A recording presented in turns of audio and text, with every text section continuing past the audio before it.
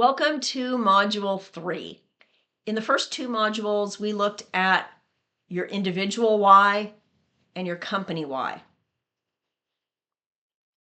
Now, in this lesson, I want to discuss and help you understand some common terms related to sustainability, some acronyms that are often confused with each other or misunderstood. Let's get started. I was talking with a marketing director at one point and asked her about employee engagement around sustainability. And what she told me was, we did this Earth Day trash cleanup. She was excited about that. And she said, we can build a community that actually cares about our environment. Maybe and maybe not. I'm not saying don't do Earth Day trash cleanups or other types of similar kinds of volunteer activities. I'm saying that doing those and assuming then that the sustainability message is translating to your employees and directing their choices in their day-to-day work is not reality. These kind of activities can build morale for a short while, but unless the sustainability message and the sustainability work is embedded in what you do every day and what your colleagues do, it's not going to sink in and really make a difference. Here's one term that you may have heard, CSR, or corporate social responsibility. Some of the early reports that companies would write a number of years back would be CSR reports. CSR is often focused on that social thing. It is doing those kind of volunteer efforts in the community, whether that's cleaning up a beach, picking up trash, or feeding people at a food bank or a community event. I'm not saying don't do these things, but I'm saying that the CSR concept is often limited and doesn't necessarily relate to the day-to-day work and the purpose of why the company exists, its mission, all those things that we discussed in Module 2.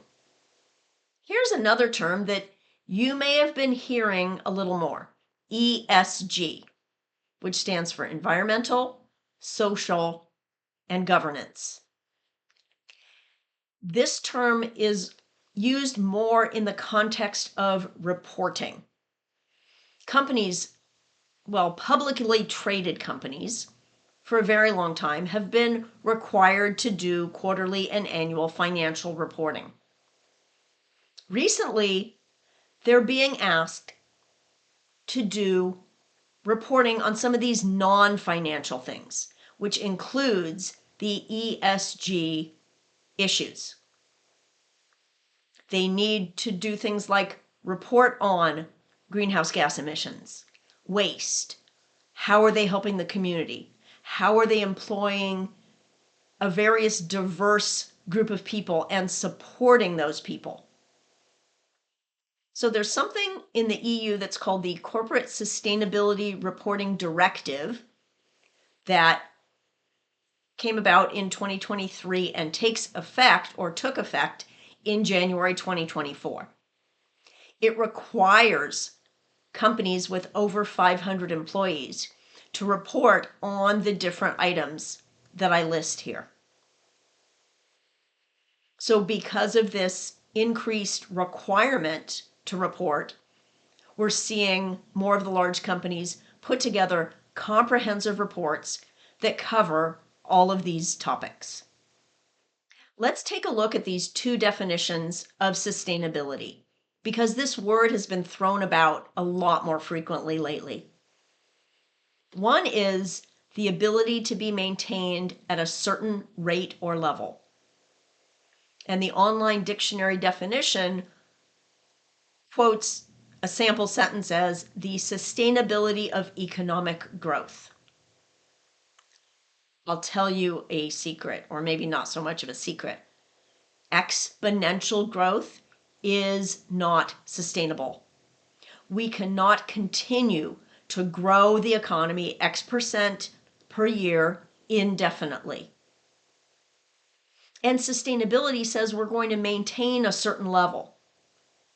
Maybe sometimes we might actually need things to shrink.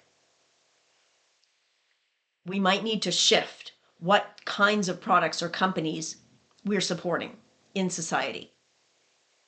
So there is, of course, the environmental aspect, avoiding the depletion of natural resources to maintain an ecological balance.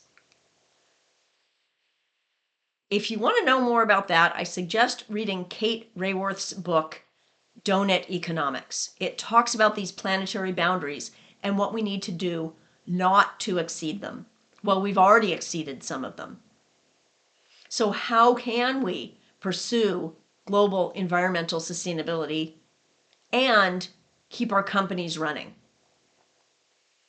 It's a difficult question and one that's worth asking and re-asking, examining in detail with a realistic lens and also an aspirational one.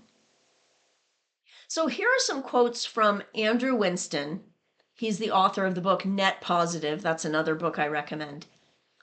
And these are things he told me when I interviewed him.